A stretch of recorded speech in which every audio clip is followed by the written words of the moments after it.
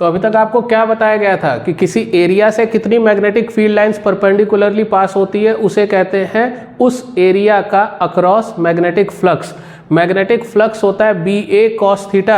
यहाँ पे थीटा जो होता है वो मैग्नेटिक फील्ड और एरियल वेक्टर के बीच का एंगल होता है, यानी कि मैग्नेटिक फ्लक्स होता है B vector dot area vector. Magnetic flux को हम लोग वर्क अपॉन करंट भी लिख सकते हैं। मैग्नेटिक फ्लक्स होता है Q इंटू आर। इसके बाद आपको Faraday law of electromagnetic induction के बारे में बताया गया था कि जब भी किसी क्लोज सर्किट के अक्रॉस मैग्नेटिक फ्लक्स में चेंज आएगा तो उसमें एक ईएमएफ इंड्यूस्ड होगा, और ये ईएमएफ तब तक इंड्यूस्ड होता रहेगा जब तक कि मैग्नेटिक फ्लक्स में चेंज हो रहा है, जहां पर इंड्यूस्ड ईएमएफ की वैल्यू होती है d phi by D t. तो इंड्यूस्ड ईएमएफ होता है d phi by D t, N number of turns के लिए हो जाएगा N d phi by D t. अगर मैग्नेटिक फील्ड में चेंज आया है तो फॉर्मूला बनेगा इंड्यूस्ड ईएमएफ का N B two minus B one into A by t. और अगर आप डिफरेंशियल वैल्यू निकालना चाहोगे एक सर्कुलर रिंग के अक्रॉस तो इंड्यूस्ड ईएमएफ का कई बार पेपरों में इस्तेमाल करना पड़ा, वो होता है 2 pi R B into D R by D T. AC generator के लिए इंड्यूस्ड ईएमएफ निकल कर आता है N B A omega sine omega T, जहां पर एन बी ए ओमेगा को हम लोग peak value of alternating voltage कहते हैं विच इज ई नॉट, तो ई हो जाता है E naught sine omega T.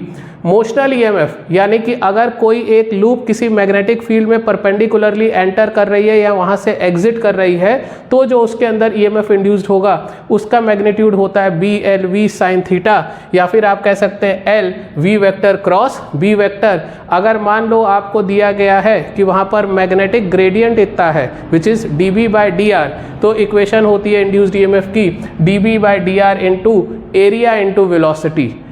Next, rotating rod, यानी कि अगर किसी एक रॉड को आपने किसी मैग्नेटिक फील्ड के अंदर रिवॉल्व कराया गया है, उस रॉड की लेंथ है L और उसका जो रोटेटिंग एंगुलर वेलोसिटी है वो होता है ओमेगा, तो उस समय इंड्यूस्ड ईएमएफ जो जनरेट होगा उस रॉड के एंड के अक्रॉस वो होता है half B L square omega. ये याद रखिएगा, जब रॉड को एक एंड से रोटेट कराते हैं तो उनके एंड के अक्रॉस ईएमएफ इंड्यूस्ड होता है half B L square omega. अगर रॉड के सेंटर से रोटेट कराएंगे तो उसके एंड के अक्रॉस इंड्यूस्ड ईएमएफ जीरो होगा, यानी कि उनके एंड के अक्रॉस जो पोटेंशियल डिफरेंस होगा वो जीरो होगा।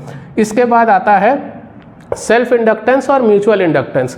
अगर किसी कॉइल के अंदर उसके ही करंट की वजह से एक ईएमएफ इंड्यूस्ड हुआ है तो वो इंडक्शन कहलाता है सेल्फ इंडक्शन। और दो नेबरिंग कॉइल के अंदर अगर एक कॉइल से करंट पास कराया जाए तो दूसरी कॉइल में अगर ईएमएफ इंड्यूस्ड होगा तो इस फिनोमेना को कहते हैं म्यूचुअल इंडक्शन।